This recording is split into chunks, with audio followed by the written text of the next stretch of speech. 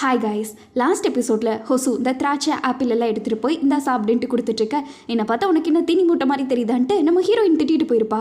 ஆக்சுவலாக இவளுக்கு மனசில் என்ன ஓடிட்டுருக்குன்னா, நான் யாருக்குமே உதவலை, நான் ஒரு தண்டமாக சுற்றிக்கிட்டு இருக்கேன், எனக்கு மட்டும் ஏன் எல்லாம் இப்படியே நடக்குதுன்ட்டு நம்ம லைஃப்பில் அடிக்கடி பிரேக் ஆகும் பார்த்தீங்களா, அதே மாதிரியே இவளுக்கு ஒரு பிரேக்கிங் பாயிண்ட்டாக இருக்குது. என்னால் யாருக்குமே யூஸ் இல்லை, பேசாமல் நான் இருக்கிறது ஒன்று தான், இல்லாதது ஒன்று தான்ட்டு இவன் பார்த்தீங்கன்னா இருக்க கோவத்தை எல்லாத்தையும் அந்த பாலில் எட்டி உதச்சிட்ருக்க. பார்த்து எதனா ஆகிட போகுது அப்படின்ட்டு சொல்லிக்கிட்டு இருக்கான். என்ன பாலு தானே, ஒரு பிரச்சனை இல்லை அப்படின்னு விஜய் நக்கலாக பேசிகிட்டு இருக்க. பால் இல்லை உன் காலுக்கு அப்படின்ட்டு சொல்லிக்கிட்டு இருக்கான். ஆக்சுவலாக நான் சும்மா தான் கேட்க வந்தேன் மிரேவை பற்றின்னு சொன்னோன்னே இவளுக்கு கடுப்பாயிடுது. அவளை புராணத்தை பற்றி என்கிட்ட பாடாத அப்படின்ட்டு இவ பாட்டு கோச்சிட்டு போக, ஒரு நிமிஷம் இரு அப்படின்ட்டு இருக்க. கரெக்டாக பார்த்தீங்கன்னா கையடிச்சிடுது. ஸ்கூல்லேயும் இதே மாதிரி தான் ஒரு டைம் இவ தெரியாமல் போய் பால் இடிச்சு விட்டுருப்பா. இடிச்சு விட்டோன்னே அவன் பாட்டுக்கு வழியில் இருக்க. இவ ஓகே தானே அப்படின்ட்டு போயிருப்பா. ஆனால் அவன் பார்த்தீங்கன்னா திடீர்னு ஒரு மாதிரி ஆகிடும், அவனுக்கு பயம் வந்த மாதிரி ஆகிடும். இவ கையை பிடிச்சிட்டு அவன் அப்படியே ரொம்ப திணறிட்டு இருக்க. இவ தான் பார்த்தீங்கன்னா சரி காமாகன்ட்டு கையை பிடிச்சிட்டு அப்படியே கொஞ்சம் ரிலாக்ஸேஷன் மாதிரி கொடுத்துட்ருப்பா. அதுக்கப்புறம் ரெண்டு பேத்துக்குமே கொஞ்சம் ஸ்பார்க் மாதிரி ஆக மிஜிக்கு பார்த்தீங்கன்னா அந்த டைம்லேருந்தே இவன் மேலே க்ரஷ் இருந்திருக்கும். அதுக்கப்புறம் இவன் பேக் மாட்டிட்டு போக இவளையே விளையாட கூப்பிட்டுருப்பாங்க பசங்க. அதனால இவ பார்த்தீங்கன்னா ஈவினிங் டைமில் அவன் கஷ்டப்பட்டு நடந்து போயிட்டு இருப்பான். அப்போ வேணா நம்ம ரெண்டு பேரும் பக்கத்து வீடு தானே, வா நான் வேணா ட்ராப் பண்ணுறேன்ட்டு இவ கேட்க, அவன் பார்த்தீங்கன்னா முடியவே முடியாதுன்ட்டு ஓடிக்கிட்டு இருப்பான். இவ எவ்வளவோ டைம் சொல்லிக்கிட்டே போயிட்டு இருப்பா, ஏய் நான் தானே கொண்டு வந்து விடுறேன் வா பரவாயில்ல அப்படின்ட்டு. அவன் காதலியே வாங்காமல் போயிட்டு இருக்க. இவளுக்குன்னா சரியான கடுப்பாயிடும். சின்ன பையன் தானே நீ, எனக்கு காது என்ன செவிடா இப்படி போயிட்டு இருக்க அப்படின்ட்டு இருக்க. அவன் தெரியாமல் விளக்கி விழுந்திருப்பான். இவ தூக்கலான்னு போகும்போது அவன் சொல்லுவான், ஆமாம் எனக்கு காது செவிடுதான், இப்போ சந்தோஷமா அப்படின்ட்டு. இவன் கோவத்தில் சொல்ல இவளுக்கு புரியல, என்ன இவன் நிஜமாலுமே சொல்கிறானா, நம்ம விளையாட்டுக்கு தானே சொல்லிட்டு இருந்தோன்ட்டு. வீட்டுக்கு போய் நடந்தது எல்லாத்தையும் இவங்க அக்கா கிட்ட சொல்ல, ஆமாம் அவனுக்கு ஏதோ ஆக்சிடென்ட் ஆச்சு, அப்போ அவனுக்கு உடம்பெல்லாம் ஏதோ கொஞ்சம் பாதி எரிஞ்சிருச்சாமா, அதுக்கப்புறம் காது கூட கேட்காதுன்ட்டு அவங்க அம்மா சொன்னாங்கன்னு சொல்லிட்டு இருக்க. இவளுக்கா உலகமே அழிஞ்சு போன மாதிரி ஆயிடுச்சு. அது தெரியாமல் இவ வேற பங்கமாக டார்க் ஹியூமர்லாம் பண்ணி விட்டுருப்பா. ஒவ்வொரு டைமும் வேணும்னே அவன் கிட்ட போய் என்ன காது செவிடான்ட்டு இவ அடிக்கடி அதை தானே கேட்டிருப்பா. இப்போ நான் என்ன பண்ணுவேன் அப்படின்ட்டு இவ பார்த்தீங்கன்னா பெட்டில் படுத்துட்டு அழு நழுதுருப்பா. அப்போ இப்போ ப்ரெசென்ட்டு காட்டுறாங்க. இந்த அவனுக்கு ஓகே தானே அப்படின்ட்டு இவ ஏதோ ஐஸ் பாக்கெட் இருக்கு, அதை வாங்கிட்டு வந்து கொடுக்குறான். அவனுக்கு அதில் வச்சுட்டு ஓகே தான், அது ஒன்றும் பிரச்சனை இல்லை அப்படின்ட்டு ரெண்டு பேரும் பேசிட்டு இருக்காங்க. சரியா நிற்கிற வந்து உட்காருவா அப்படின்ட்டு அவன் கூப்பிட, இவளுக்குன்னா ஒரே வெக்கம் நம்மளுக்கு. சரி நீ இன்னும் அப்படியே தான் இருக்க அப்படின்ட்டு சொல்லிக்கிட்டு இருக்க. பரவாயில்லையே இன்னும் ஸ்ட்ராங்காக தான் இருக்கேன்ட்டு சொல்லிக்கிட்டு இருக்கா. அப்போதான் அவன் பார்த்தீங்கன்னா நீ எப்படி இருக்க அப்படின்னு கேட்க, இவளுக்கா சரி நீ எங்கள் அக்காவை பற்றி என்னமோ சொல்ல வந்தியே அது என்ன அப்படின்ட்டு கண்டுக்காத மாதிரியே கேட்டுக்கிட்டு இருக்க. அவன் பார்த்தீங்கன்னா ஆமாம் போன வாரம் உங்கள் அக்காவை பார்த்தேன், ஆனால் அவள் நார்மலாகவே இல்லை, ஏதோ ஒன்று அவளுக்குள்ளே ஓடிக்கிட்டு இருக்கிற மாதிரியே இருக்குது, நீ பேசுனியா அவட்ட அப்படின்னு கேட்டுக்கிட்டு இருக்க. ஏன் நீ ஏன் கேட்க வேண்டியதானுங்கிற மாதிரி இவ கேட்டுக்கிட்டு இருக்கா. நான் கேட்டிருப்பேன், ஆனால் நாங்கள் ஒன்றும் அவ்வளோ க்ளோஸ் எல்லாம் இல்லைல்ல, அதனால தான் நான் உன்னை கேட்டேன் அப்படின்னு கேட்டுட்டு இருக்க. அப்போ தான் விஜய் சொல்கிறா, நாங்கள் வளர நாங்களும் அப்படி தான் மாறிட்டோம், இப்போல்லாம் அவள் யாரோ நான் யாரோங்கிற மாதிரி தான் இருக்கோன்ட்டு சொல்லிட்டு இருக்க. அப்போ தான் பார்த்தீங்கன்னா ஹொசு ஒரு விஷயத்த சொல்கிறான். உங்கள் அக்கா ஒரு டைம் என்கிட்ட சொல்லியிருக்கா, சின்ன வயசில் ஒரு டைம் அவளுக்கு ஏதோ உடம்பு சரியில்லாமல் போகும்போது அவங்க அம்மா அப்பாட்ட கூட அந்த வழியை சொல்கிறதுக்கு அவளுக்கு ரொம்ப கஷ்டமாக இருந்துச்சாமா, ஆனால் உன்கிட்ட மட்டும்தான் அவள் சொன்னாலம்மா, உங்ககிட்ட இருந்தால் அவள் ஓப்பனாக இருக்க முடியுங்கிற மாதிரி என்கிட்ட சொல்லியிருக்கான்ட்டு சொல்ல, அதே மாதிரி தான் இவகிட்ட மட்டும்தான் அவள் புலம்பியிருப்பா, இந்த மாதிரி வலிக்குது அப்படின்ட்டு அழுதுருப்பா. நீ அவளுக்கு கூட ஒருத்தி தானே, நீ கேட்டு பார்க்கலாம்ல அப்படின்னு கேட்க, இவளுக்கு பார்த்தீங்கன்னா சரி நம்ம அக்கா தானே என்ன ஆகிட போகுதுங்கிற மாதிரி யோசிச்சுட்டு இருக்கு. நாளைக்கு போய் கேட்கலாம் அப்படிங்கிற மாதிரி இவன் நினச்சிட்டு இருக்க. அடுத்த நாள் பார்த்தீங்கன்னா அவங்க அம்மா சோத்து மூட்டையெல்லாம் கொடுத்து விட்டுட்டாங்க. எந்திரிச்சு போயிட்டு இருக்கா. கம்பெனியே நீட்டாக இருக்க. இவ தான் பார்த்தீங்கன்னா புள்ளிங்கோ மாதிரி ஹேர் டே எல்லாம் அடிச்சுட்டு போயிட்டு இருக்க. சுற்றி இருக்கிறவங்களாம் யார் அந்த பிள்ளைங்கிற மாதிரி பார்த்துட்டு போயிட்டு இருக்காங்க. மானத்தை வாங்க வந்துட்டாங்கிற மாதிரி அவங்க அக்கா குடுகுடுன்னு ஓடி வந்து வாடி வெளியே போகலான்ட்டு குடுகுடுன்னு இழுத்துட்டு போயிடுறாங்க. அங்கே போனோடனே சூப்பர் டிஷ்ஷெல்லாம் வாங்கி கொடுத்து சாப்பிட்டு வச்சுட்டு இருக்க. அப்போ தான் பார்த்தீங்கன்னா இந்த மாதிரி நான் லீவ் கிடைக்கும் எதனா ஒன்று பண்ணலான்னு நினச்சிட்டு இருக்கேன் அப்படிங்கிற மாதிரி சொல்லிட்டு இருக்கா. இவ தங்கச்சிக்கு ஒரு டவுட் வந்துருச்சு அக்கா காரி பேசுறதுல பார்த்தா. அப்போ பார்த்தீங்கன்னா ஏதோ ஒரு அம்மா தெரியாமல் கிளாஸ் போட்டுடுறாங்க. போட்டோடனே அந்த அம்மாவுக்கு கையெல்லாம் கிழிச்சு விட்டுருச்சு. அதனால நீ வீட்டுக்கு போய் ரெஸ்ட் எடுமா அப்படின்ட்டு ஓனர் சொல்ல, சே லக்கியான பொண்ணு இல்லை கை காயன்ட்டு வீட்டுக்கு போகிறா அப்படின்ட்டு சொல்லிட்டு இருக்கா. ஏன் நீ எல்லாம் என்ன வீட்டுக்கு போக மாட்டியான்னு தங்கச்சி கேட்டுக்கிட்டு இருக்க. என் ஆஃபீஸ்லலாம் விட மாட்டாங்க தெரியுமா, லீவுங்கிறதுக்கு வாய்ப்பே இல்லை அப்படின்ட்டு சொல்லிட்டு இருக்கா. இதில் என்ன இருக்குது, லீவ் வேணும்னா ஒரு 2 நாள் இல்லை அப்படின்ட்டு சொல்லிக்கிட்டு இருக்க.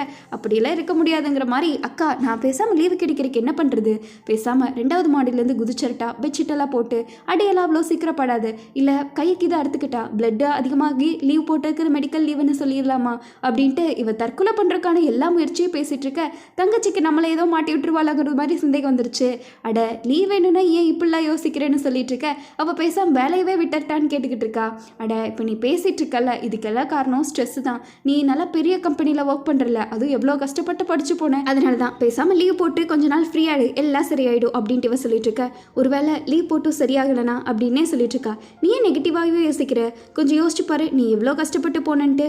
அதோட என்ன மாதிரிக்குது நீ ஆயிடாத வேலை இல்லாமல் வெட்டியா அப்படின்ட்டு இவ புலம்பிட்டு இருக்க. உன்ன மாதிரி இருக்கிறது எவ்வளவோ மேல் அப்படி அப்படின்ட்டு சொல்லிட்டு இருக்கா. என்னாச்சு இவ ஒரு மார்க்கமாகவே பேசிட்டு இருக்காளேன்னு தங்கச்சிக்கு பார்த்தீங்கன்னா ஃபுல் டவுட்டு, இவ பேச்செல்லாம் சரியே இல்லைன்ட்டு. அங்கே போய் பார்த்தா ஆளை அதுக்குள்ளே காணோம். பார்த்தீங்கன்னா லஞ்ச் பேக்கில் எடுக்காமையே போயிருக்கா. மறுபடியும் இவளுக்காக நான் ஓடணுமான்ட்டு இவ கடுப்பாயி என்னமோ பண்ணி தொலைடின்ட்டு கால் பண்ணலான்னு கால் பண்ணா ஃபோனையும் பார்த்தீங்கன்னா இங்கேயே வச்சுட்டு போயிருக்கா. இவளுக்கு வேற பொழப்பே இல்லையா அப்படிங்கிற மாதிரி இவ சரியான கடுப்பாயி எல்லாத்தையும் எடுத்துட்டு ஆஃபீஸில் போய் கேட்குறா. ஆஃபீஸில் சொல்கிறாங்க இன்னைக்கு அவள் லீவு அப்படின்ட்டு. லீவுங்கிறது இவகிட்ட ஒரு வார்த்தை கூட சொல்லலை. என்னடா இவ இப்படி நடந்துட்டு இருக்காளே அப்படின்ட்டு. இவ ஆக்சுவலாக கிளம்ப போயிருக்க ரெஸ்ட் ரூம் போயிருப்பாள். அப்போ முன்னாடி பார்த்துருப்பா அவள் ஆல்ரெடி சரியான டிப்ரெஷனில் இருப்பா. இவ பேசியிருப்பாள் சும்மா விழுகிறன்ட்டு. சூசைட் பண்ணுறதெல்லாம் வச்சு பேசிகிட்டு இருக்கும்போதே இவளுக்கு டவுட் வந்துடும். இப்போ எதனா ஒன்று பண்ணியிருப்பாள் அப்படின்ட்டு இவ பார்த்தீங்கன்னா பதறி அடிச்சுட்டு மிஜி ஓடிக்கிட்டு இருக்க. இவ நினச்ச மாதிரியே பார்த்தீங்கன்னா அக்கா கறியும் பார்த்தீங்கன்னா இந்த பெட்ஷீட்டெல்லாம் இருக்குல்ல அதெல்லாம் வீட்டிலேருந்து எடுத்து மாடியிலேருந்து கீழே போட்டுட்டு இருக்கா. அடி அதிகமாக படக்கூடாது அப்படின்ட்டு. இவ பயப்படுறதுலேயே நல்லா தெரியுது இவளுக்கு ஹைட்டுன்னா எவ்வளோ பயம் அப்படின்ட்டு. இவளுக்கு இறங்குற கூட மனசில் வேற வழியே இல்லாமல் அவ்வளோ கம்பல் பண்ணி இறங்கிட்டு இருக்க.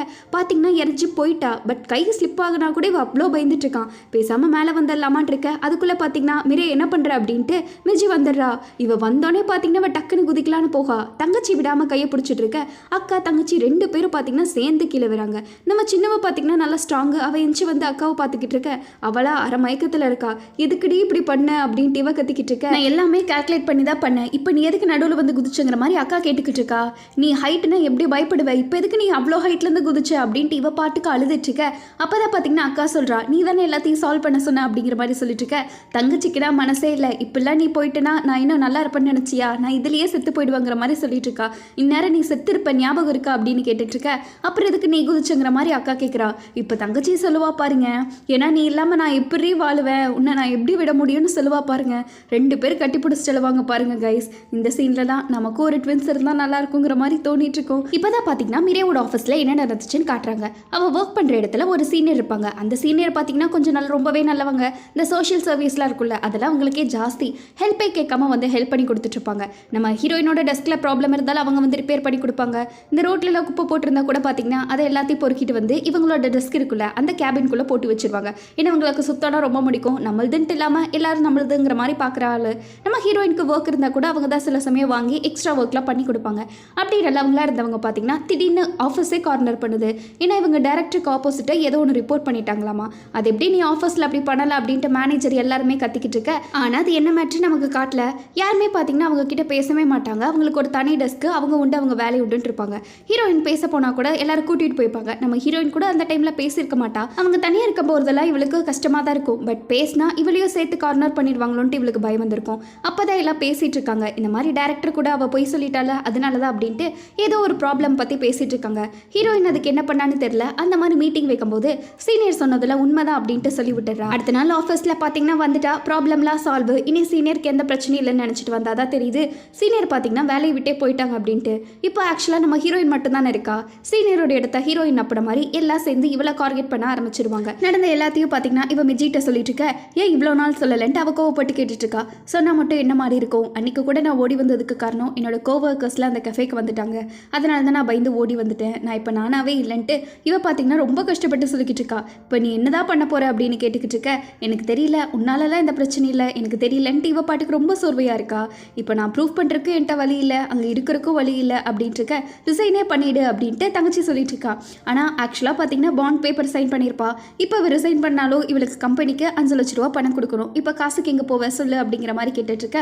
வேற வழியே இல்லை, சர்வை பண்ணி தான் ஆகணும். அப்போ என்ன தாண்டி பண்ண போற அப்படின்னு தங்கச்சி கேட்டுட்டு இருக்க. தெரியல நான் என்ன பண்ண போறேன்ட்டு. நாளைக்கு ஆஃபீஸ் போகணும்னு நினைச்சாலே எனக்கு ஒரு மாதிரி இருக்குன்ட்டு அவள் பார்த்தீங்கன்னா அழுதுகிட்டு இருக்கா. பஸ் ஸ்டாப்பில் வேற வழியே இல்லாமல் உட்காந்துக்கிட்டு இருக்க. பார்த்துப்போ அப்படின்ட்டு அக்கா பார்த்தீங்கன்னா தங்கச்சிக்கு தைரியம் சொல்லிட்டு இருக்கா. நான் பார்த்து போய்ப்பேன், நீ பார்த்துருந்துப்பல்ல அப்படின்னு கேட்டுட்டு இருக்க. உனக்கு தெரியல என்ன பற்றி, நான் நல்லா விவரமான பொண்ணு, நான் பொழைச்சிப்பேன், நீ போய் பார்த்துரு, அம்மாவெல்லாம் நல்லா பார்த்துக்கோங்கிற மாதிரி சொல்லிட்டு இருக்கா.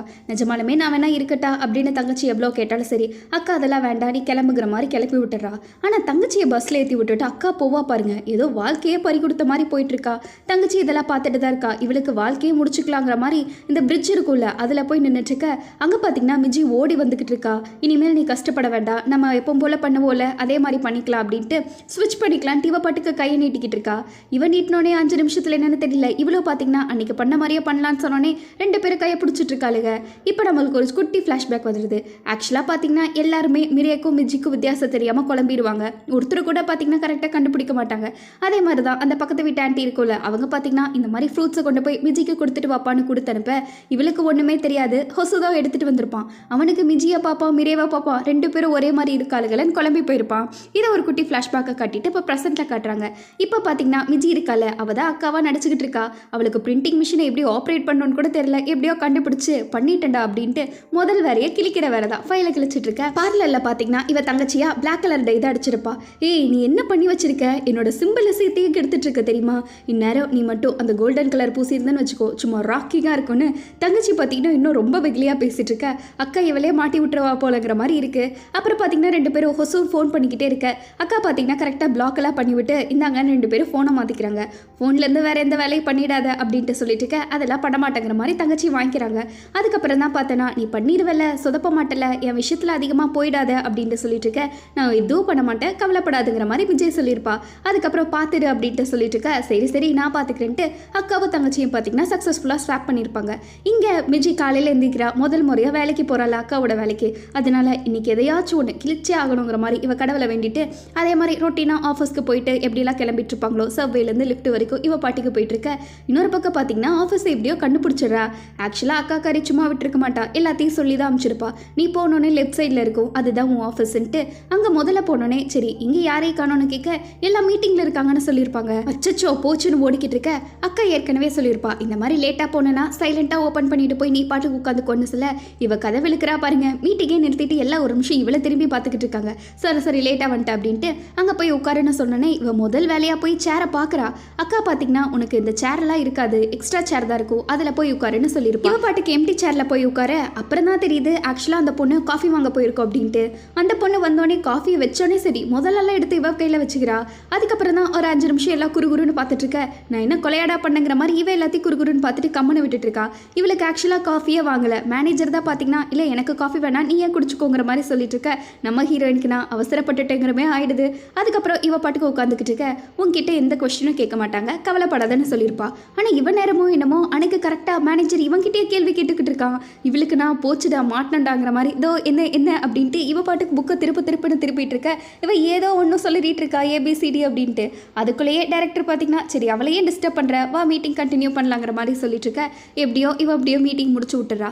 அதுக்கப்புறம் தான் அந்த புல்லிஸ்லாம் இருப்பாங்களே அவ ஒருத்தி பார்த்தீங்கன்னா வந்து பார்க் பாவோல அப்படின்னு சொல்லிட்டு இருக்க. போங்கடி வெண்ணெய்களாங்கிற மாதிரி மிஞ்சி எல்லாத்தையும் ஒரு லுக்கு விட்டுட்டு இருக்கா. இந்த பக்கம் மீரே இருக்கால, அவள் பார்த்தீங்கன்னா ஏதோ ரெஸ்டாரண்ட்டுக்கு சாப்பிட போயிட்டு இருக்க. அங்கே எல்லாரும் சுற்று போட்டுட்டாங்க. நீ இந்த மாதிரி ஸ்வாப் பண்ணியிருக்கலன்னு கண்டுபிடிச்சிக்கிட்டு இருக்க. இவளை முழிச்சுக்கிட்டு இருக்கா. டக்குன்னு பார்த்தா இதெல்லாம் கனவு. அப்போ பார்த்தீங்கன்னா அவங்க அம்மா தான் எழுப்பி விடுறாங்க. என்ன முடியெல்லாம் கலர் மாற்றிட்ட, என்ன உருப்பட போறியே என்ன வாழ்க்கையில் அப்படின்னு கேட்டுட்டு இருக்க. இவ பேபேன்னு முழிச்சுக்கிட்டு இருக்கா. ஏய் நிஜமாலுமே உருப்பட்டுருவேடி எனக்கு தெரிஞ்சு. சரி சரி வா டைம் ஆச்சு சீக்கிரமாக சாப்பிட்லாம் கிளம்பணும்ல அப்படின்ட்டு சொல்லிட்டு இருக்க. இவளை பார்த்தீங்கன்னா சாப்பிட்லான்னு போகிறா. அதுக்கப்புறம் தான் என்ன உங்கள் அக்கா கிட்ட கொடுத்துட்டியா அப்படின்னு கேட்டுட்டு இருக்க.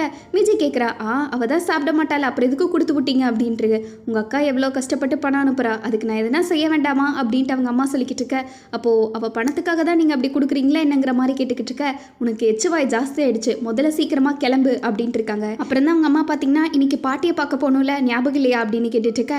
இவளுக்குனா அது ஏதோ கொஞ்சம் பயமாகவே இருந்திருப்பா. ஆனால் ஆக்சுவலாக மிஜி பார்த்தீங்கன்னா கண்டிப்பாக நீ பாட்டியை பார்த்தே ஆகணும்னு கண்டிஷன் போட்டிருப்பா.